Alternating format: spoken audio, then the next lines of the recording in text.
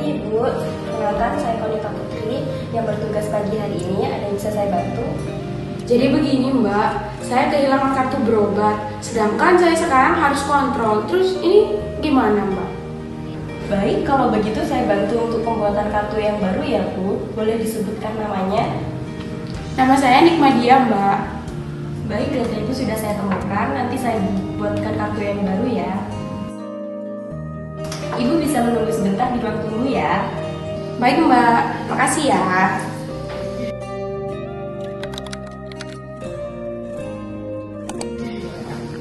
Selamat pagi Bapak Ibu, saya Konita Putri. Di sini saya ingin mensosialisasikan tentang profesionalisme petugas RMK dalam mewujudkan pelayanan yang berkualitas. Nah, Bapak dan Ibu-ibu sekalian, pernah nggak sih Bapak dan Ibu di sini merasakan ketidaknyamanan karena kurangnya pelayanan dari rumah sakit? Nah, perlu Bapak Ibu ketahui hal ini seringkali dipengaruhi oleh profesionalisme petugas rumah sakit yang berdampak pada kenyamanan Bapak dan Ibu di sini. Nah, pelayanan kesehatan yang berkualitas tidak hanya bergantung pada tindakan medis saja, tetapi juga pada sikap profesionalisme petugas juga. Petugas RMK berperan penting dalam berinteraksi dengan pasien sehingga diperlukan komunikasi yang baik dan pelayanan yang profesional untuk meningkatkan kepuasan pasien.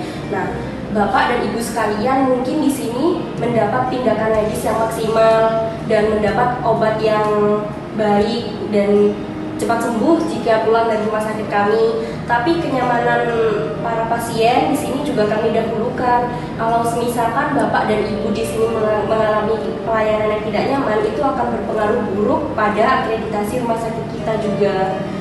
Sikap profesionalisme ini sangat dibutuhkan karena di sini kita harus menunjukkan tanggung jawab, memiliki kompetensi yang memadai, serta menjunjung tinggi etika dalam menjalankan tugas. Nah, selanjutnya ada ciri-ciri profesionalisme. Yang pertama ada komunikasi sopan dan jelas. Untuk ini, misalkan Bapak dan Ibu ingin bertanya karena ada hal yang tidak mengerti, dimohon untuk bertanya agar mendapat jawaban yang lebih jelas dan agar PMIK dapat menjelaskan ulang prosedur dari rumah sakit ini seperti apa. Yang kedua ada penampilan rapi dan sopan. Ini sangat dihimbau oleh rumah sakit untuk para petugas kesehatan untuk memakai penampilan yang rapi dan sopan. Yang ketiga, disiplin dan bertanggung jawab. Yang terakhir ada memiliki empati pada pasien. Ini yang terakhir, memiliki empati pada pasien, ini sangat diharuskan untuk semua tenaga kesehatan karena sebagai tenaga kesehatan yang baik, kita harus memiliki empati yang tinggi pada pasien yang membutuhkan pengobatan atau pelayanan medis dari rumah sakit. Di sini juga ada contoh penerapan sikap profesionalisme. Yang pertama, menyapa pasien dengan ramah. Yang kedua, mendengarkan keluhan pasien. Yang ketiga, menjelaskan prosedur dengan jelas. Yang terakhir, memberikan solusi yang tepat. Ini kami lakukan sudah setiap hari ketika jam operasional berlangsung kepada para pasien dan para pengunjung rumah sakit. Seberusaha mungkin kita menerapkan SOP yang tepat dan menjaga kenyamanan pasien agar tetap terjaga. Nah, selanjutnya ada dampak profesionalisme. Dampak profesionalisme ini sangat dirasakan oleh Bapak dan Ibu di sini sebagai pasien dan sebagai orang-orang yang berkunjung ke rumah sakit kami dan juga berdampak pada pihak rumah sakit kami. Yang pertama di sini ada meningkatkan kepuasan pasien, yang kedua membangun kepercayaan pasien, yang ketiga meningkatkan citra rumah sakit, dan yang terakhir pelayanan menjadi lebih optimal. Ini menjelaskan bahwa sikap profesionalisme kami sebagai petugas kesehatan di sini sangat berdampak pada pasien dan untuk pihak rumah sakit.